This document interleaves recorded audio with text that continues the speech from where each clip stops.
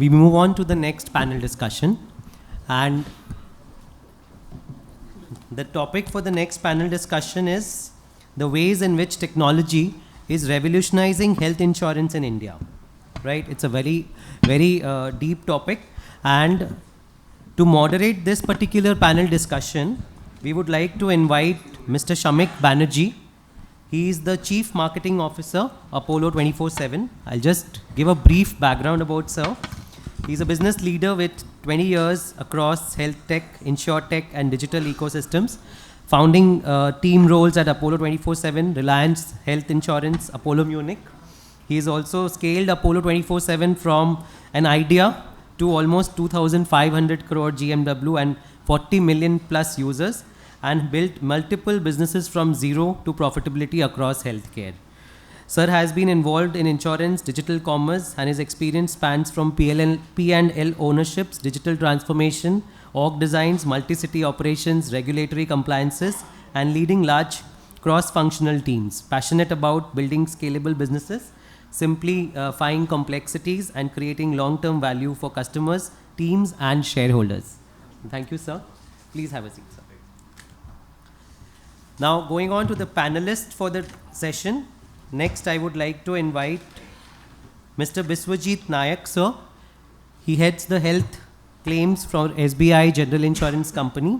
Sir is a senior insurance professional with almost over 24 years of experience in health insurance, claims management, and strategic development. He currently leads the health claims at SBIG, and where he has driven in-house operations and integrated innovative technologies. He holds a PhD in business management from Mumbai with a focus on the Indian health insurance industry, and a master's in health management from Jaipur, where he was a gold medalist. His industry certifications include Six Sigma Blue Belt and fellowship in non-life insurance. Biswajit sir has contributed to the government schemes, developed pricing strategies, advanced best practices in claims and risk management, an active researcher as well as an author. He also serves as a visiting faculty at prominent institutions. We welcome you, sir. And next, for this panel, I would like to invite Mr. Ayanab Devgupta, sir. He is the Regional Chief Operating Officer East for Manipal Hospitals.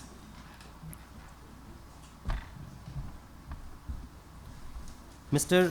Ayanab brings with him 2.5 decades of healthcare experience. He has been part of the founding team at Medica, where he played an instrumental role in conceptualizing the enterprise, raising several rounds of private equity funds, and finally in the evolution of Medica into an integrated healthcare organization, which through its network of specialty hospitals and high-performance teams have tirelessly worked towards bringing the best of healthcare to the eastern part of the country. Continuing the endeavor to make the healthcare more accessible and affordable, Medica's healthcare advisory practice under his watch created footprints in over a dozen developing and underdeveloped countries like Asia and Africa. Various multilateral donor organizations like World Bank, UK, USAID, UNICEF, WHO, and others. Prior to Medica, he was part of the core team at Narayana Health as well for over half a decade, where he was involved in commissioning and management of several large hospitals in the group.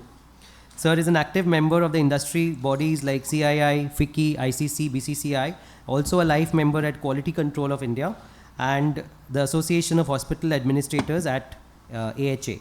He holds a PhD from Jaipur, from where he has completed his MBA in Health and Hospital Management. He's a keen traveler and a photographer. So, sir, I leave it on you for the session. Thank you. Thank you so much. And sorry you had to read such a long introduction of ours. We belong to the Indian healthcare industry. I know this is a great session for us. We're talking about technology and health insurance. And I have two people with me, Biswajit and Ayanab. Ayanab brings in accessibility. He creates access to healthcare. He creates hospital. He gets the doctors. He gets all the technology in the world to make sure healthcare is at best. Biswajit gives the money to make sure people can use it. And both of them needs to make sure that we customers, we get the balance between the two. So we'll talk about it. We'll talk about how this entire health insurance industry, which is about, just to create a perspective, 9,000 crore 9 lakh crore is the healthcare expenditure of our country. About 3 lakh crore comes from insurance. 6 lakh crore is still paid from our pockets in India. If you see per capita healthcare spent, it's about 7,000 rupees everyone in the country spends in a year. Out of that, 30% is insurance, 66% is still outside. Huge potential, huge thing. In the last 20-25 years, health insurance has become significantly important in all our lives. Also, in the global perspective, health insurance always pushed up the healthcare cost. But in India, we saw it the opposite.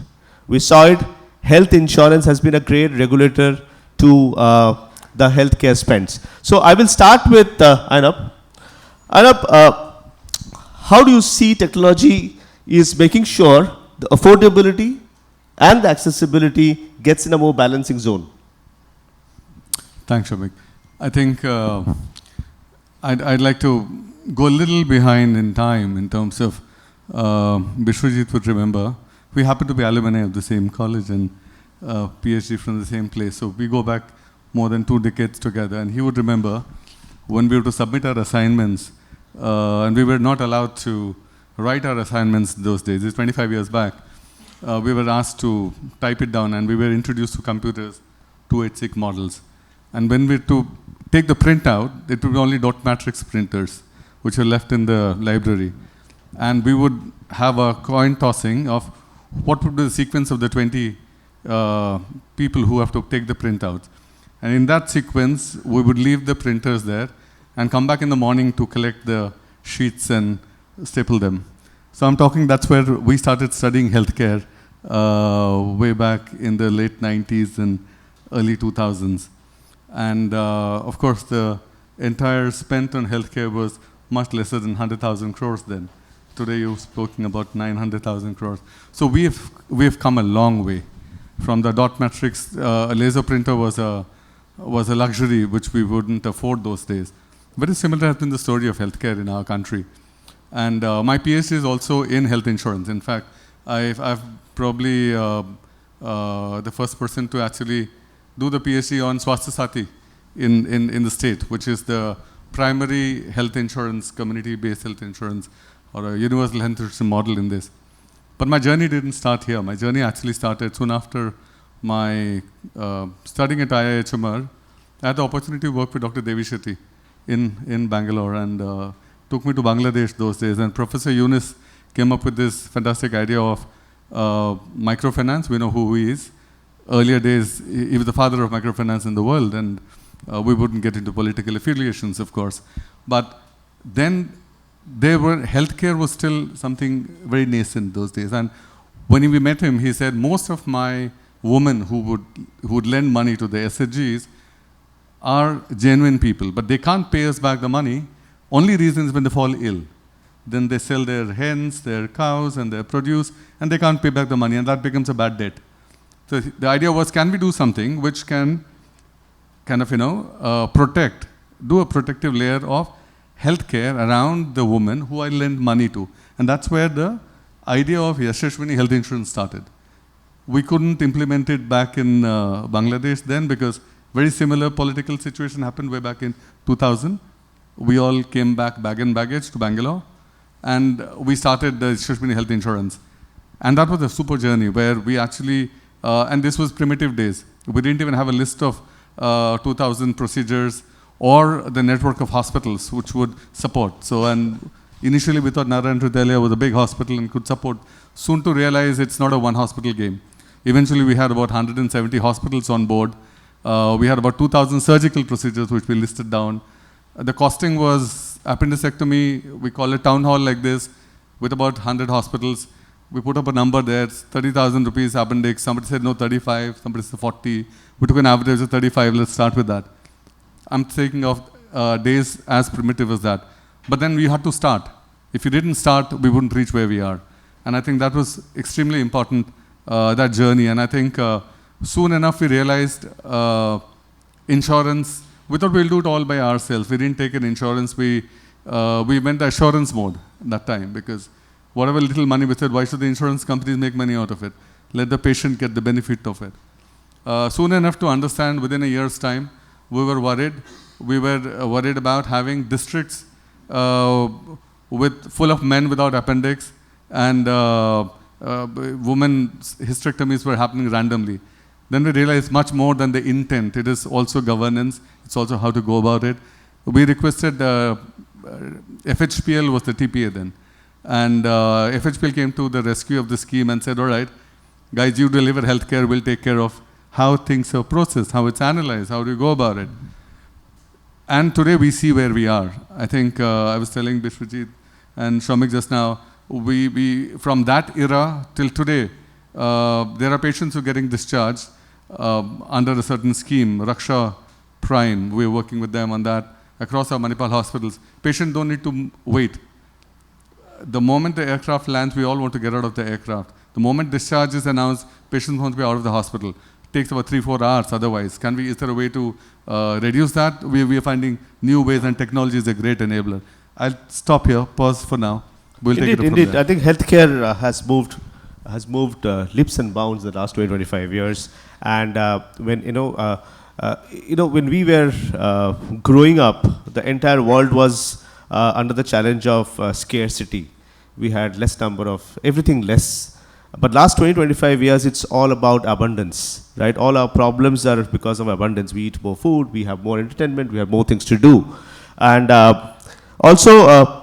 Insurance also plays a very important role here to bring in that balance. While Anna was talking about how we constantly learned and we constantly face hardships, problems, losses, how do you think technology is helping to make sure this balance and this learning is faster, more efficient, and more effective? So thank you, Shomik, for the question, and good morning to everyone. First of all, I thank Bengal Chambers of Commerce for having us on this panel. And I'm not sure if it's designed to have it as a payer versus provider panel as such, but most summits usually have it that way. But first of all, I think the role of technology is to have both stakeholders probably on the same platform. The way the industry has been structured, or the way the industry has come up, probably we are at a stage where we need technology to bring providers and payers at a same platform to understand that finally the goal is about to serve the same customer. It's not the customer of the insurer or the customer of the payer as the provider as such. It's a customer who is seeking care from a place and seeking finance from another place as such. How technology is helping in this juncture, if you go back a few years, I think, and I think one of the speakers in the morning was talking about how insurance itself started, and the days when people had to buy insurance, had to approach an agent, fill up papers to, and then submit at the insurance company, and then wait for a decision over there, what is the product that would come in.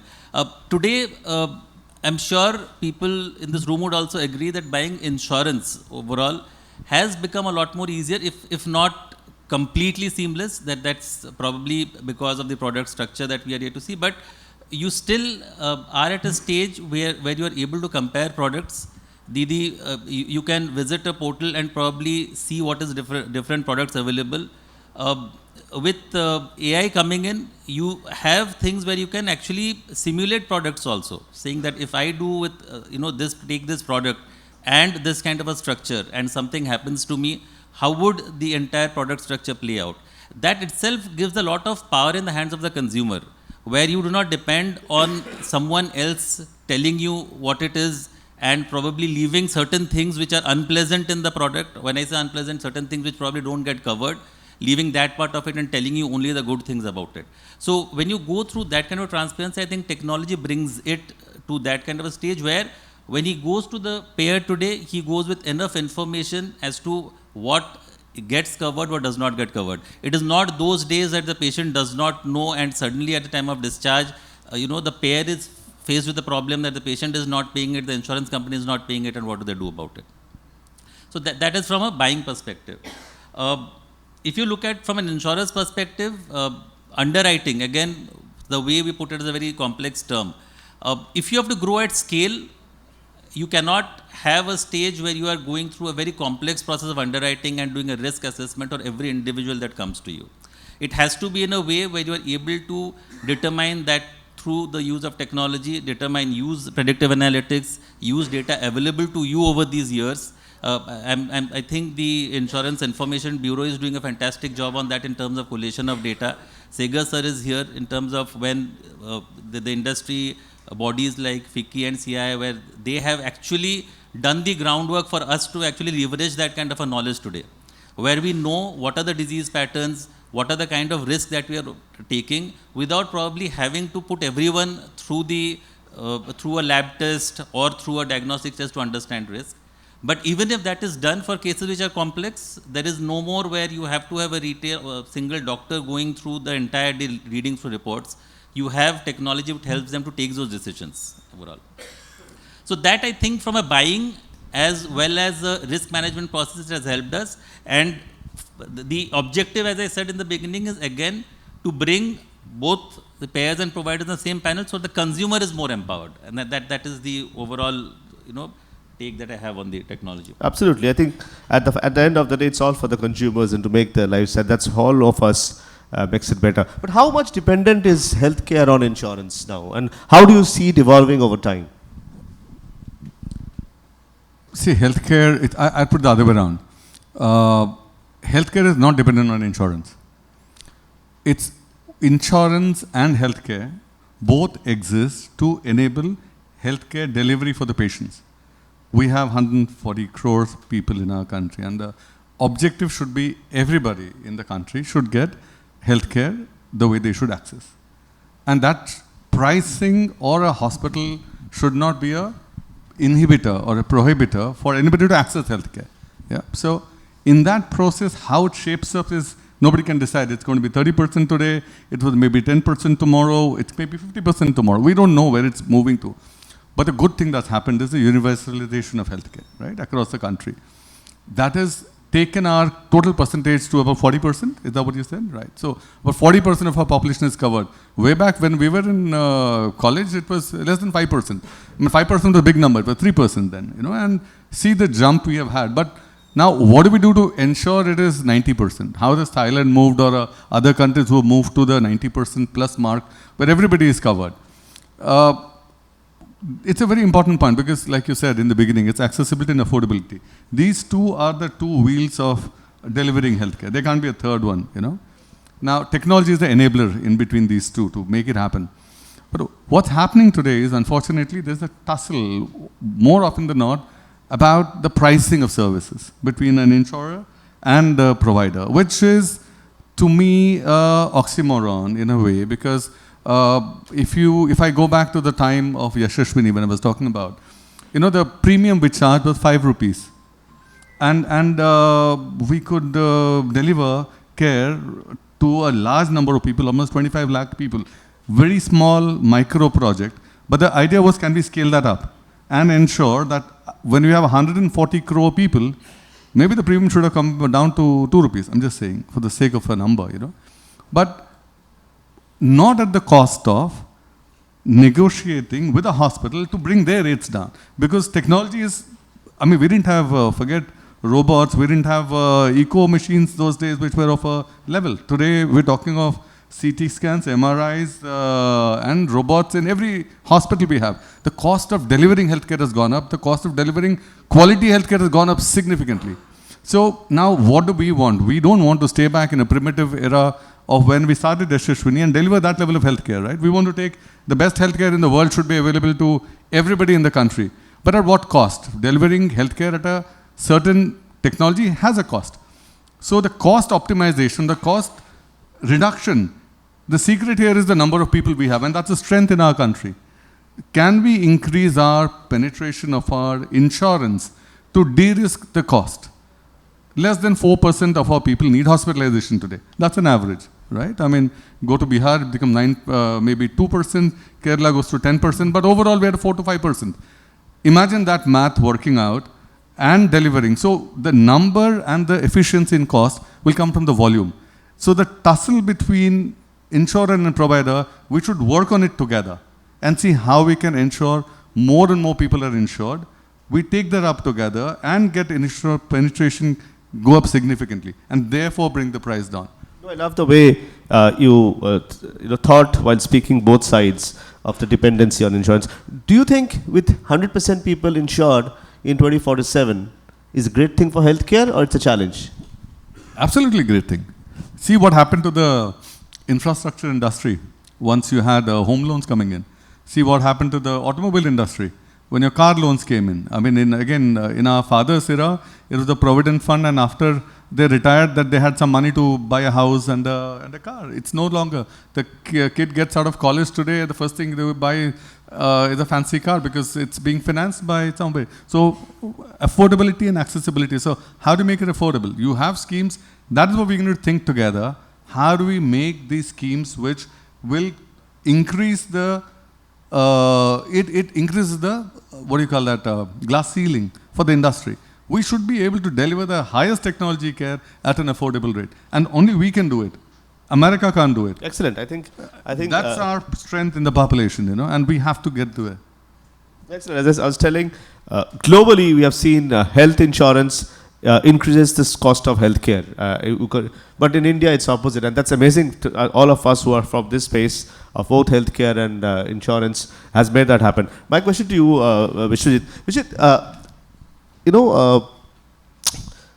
Everyone wants to pay claims. No one wants to stop a claims. We are all customers at the end of the day. But there is an element of fraud, the element of gap, which is significantly counterproductive in making this balance work. How do you see technology evolve and make this really better? See, we have seen two big technology waves. One, early 2000, when we called it digitalization, right? Internet came in, where distance gone, people came close, they can talk to everyone, we have got access to anyone in the world. In the last 5 years, another thing happened. We have started to outsource decision making, because when you came close, with digitalization, you had a lot of options. And when you have too much of options, you need someone to decide for you, right? And that's we call AI, or something which is growing. And in the next 5 years, we see a lot of things happening around that. So we want to outsource or depend on someone else's decision to make our decisions. How do you see these things come and making a balance? 24/7, everyone is insured. Healthcare wants it. You have a challenge of fraud. Till 6%, 7% gap, leakage is there in insurance. How do we handle it?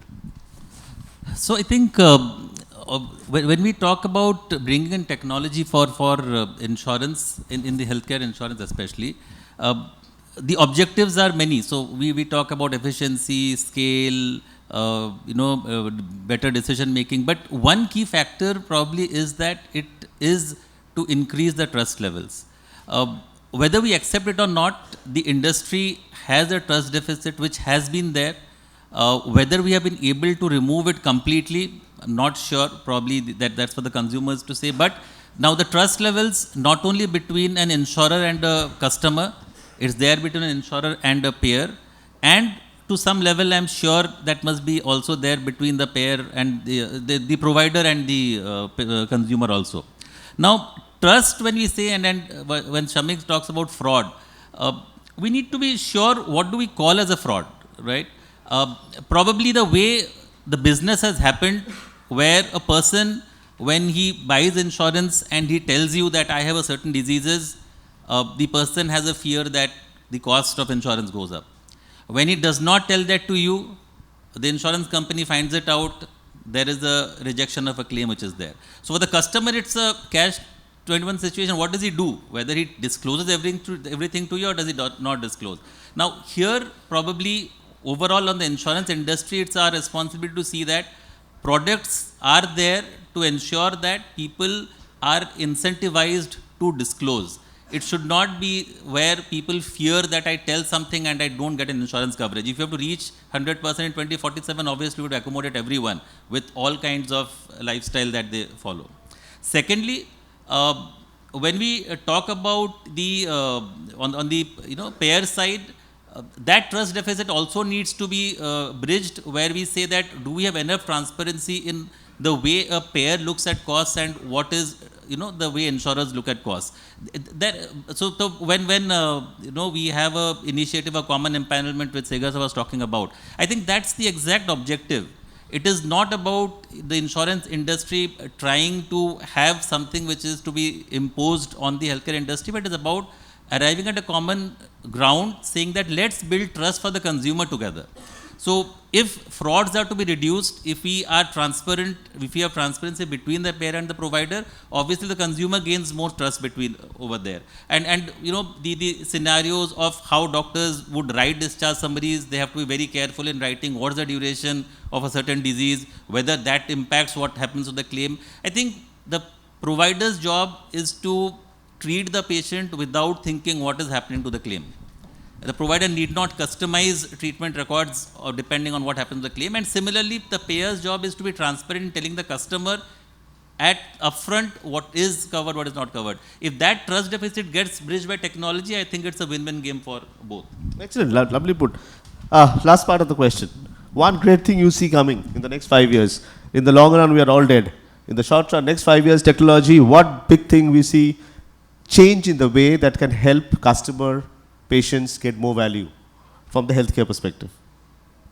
No, from a healthcare and insurance perspective, I would want to say that he hit the nail on the head. It is about perception. It's about the trust. This 40% to 100% is a journey of awareness, journey of health-seeking behavior. It's a journey of trust. So all this while, to a large extent, I haven't seen an ad till now where insurance companies and the hospitals have come together and spoken to the end user. It never happened till now. We saw it when we had Apollo Munich, sorry. All right. It is I'm saying, but as an industry, I'm not saying a particular company. All right. Now, there is Manipal, Cigna, there are efforts I'm saying about it. But I'm saying, as an industry, have we come together? I've seen an ad where it says, I'm forgetting which ad was this, but it says, hospital ka bill badh ja raha hai, take insurance. You go to hospital, you'll get bankrupt. Take an insurance. Now that's fine, probably from an insurance point of view. And the healthcare guy would come up with another ad. Now, it's at the end of the day, imagine the end user sitting on the other end. He's seeing two different sides of the same thing. Now, can't we think of, to me, the biggest takeaway would be out of this conference, if we can come up with an agenda and a narrative of how do we change the perspective and the two bodies come together and think of it, how do we going to work on the perception of people and genuinely work on improving the mistakes that happen. I believe a lot of these frauds, so-called, are also mistakes. Billing errors, unintentional stuff, human errors. Now, I think that's where technology is going to play a huge role to ensure 80% of those are eliminated quickly. And I think that will be a big way. Fantastic. I think it's a great work ahead for BCCI because what we're saying is that we can actually facilitate a co-working group in the next 5 years. With more transparency, things can get better for everyone. What do you, sir? One thing you see how technology can play, which can actually add value to the customers? For health insurance, I feel, in insurance, I think the critical difference between health and any other form of insurance is that in health, every risk is different. It's not motor that you have a product which applies the same and all the car engines for a particular model and the same and you apply the same pricing.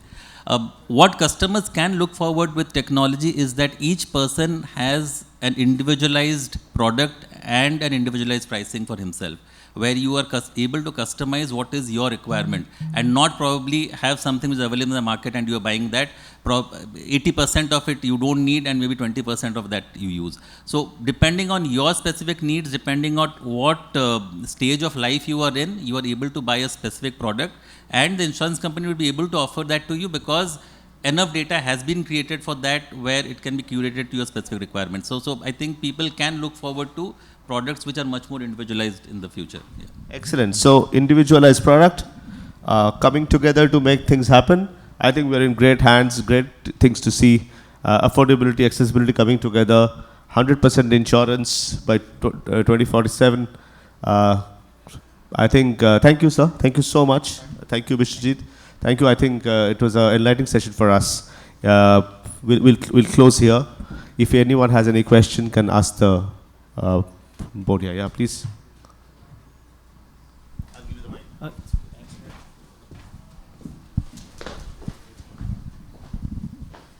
My question is that Dr. Mr.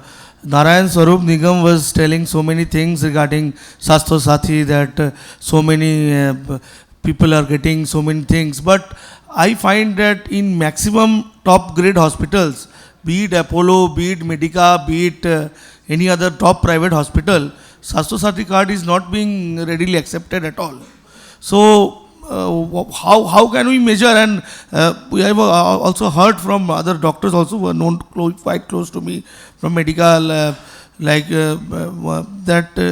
Sastro Sathi card, there are a lot of dues are pending from the government to be for which are not yet paid. So what is the success rate, and how Sastro Sathi card is just telling, just changing paradigm in medical history? Or I think Sastro Sathi card is not that successful according to me as per sources. So can you give a brief regarding the same? Yeah, I think conflict comes when the intention is honest. So good to have conflict. Intention is honest. Sastro Sathi has intention. Everyone is trying to work. It's evolving. It will evolve. It will make sure everything gets effective and efficient. And we should keep on asking for more. You know, one of my, I used to work with one person, and he used to tell me that every day there has to be a problem in our life, but the problem should change. If a same problem I talk for many, many days, it's a problem. So the problem should change. So good. Any feedbacks, anything, will always evolve. We'll always make it big. But thank you so much, sir. Can I quickly make a point to the gentleman here? So just to clarify, I'm taking the liberty because I did my PhD in Swasthya Sathi, right? So I have to answer you. The point is, most of the hospitals in the city treat Swasthya Sathi. It's not a single, and I'm representing the Association of Hospital Administration, hospitals in Eastern India. Everybody treats Swasthya Sathi. How much? Some treats more, some treat less. I could quote my numbers. We've done about, in this calendar year, we've done 18,600 plus patients of Swasthya Sathi has been treated in the Manipal hospitals in Calcutta today. Now, Swasthya Sathi has about 3,000 crores. You would have heard Mr. Nigam saying that. That is the ambit, and the entire money is spent completely on patients. So there isn't patients who are not getting treated because their budget lying empty. It's not happening. The entire 3,000 crores that have been allocated is spent on the scheme. Yep. So you have to look at it a little deeper and understand the larger context of what I'm saying here. But patients across hospitals, almost in if any of the Manipal hospital, for example, are 40% beds are schemes. All right? And that's the norm. That's how it is. If you break it up, in terms of payer capacity, almost 40% is scheme, various schemes. Swasthya Sathi, CGHS, ECHS, ESI, but they are schemes who handle. So just wanted to park that thought. And government is paying money. Honestly, we don't have to wait more than 45 days for any of our bills. We don't even have to remind. And that's also thanks to technology. Automatically, the money comes in. So Bengal, believe me, is the only state in the country who pay on time among all others. And I mean it. Excellent, and it's a excellent. big thumbs up to the government here. Thank you so much. So just 2 minutes. I invite Sridevi Madam, member of the Health Committee, Bengal Chambers, to kindly come on stage and felicitate our moderators as well as the panelists.